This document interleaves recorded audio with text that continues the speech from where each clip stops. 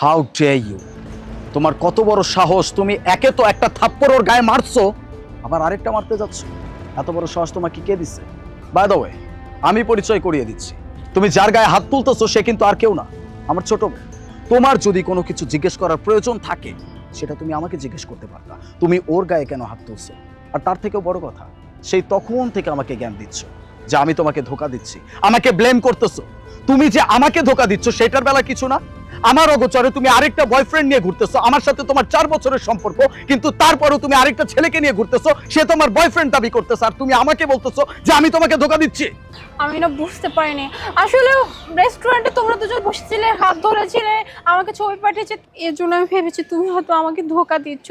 আর তাই আমি আজকে এখানে আসছি। আর এই যে ও ও আমার বয়ফ্রেন্ড না, ও আমার কলেজের ফ্রেন্ড।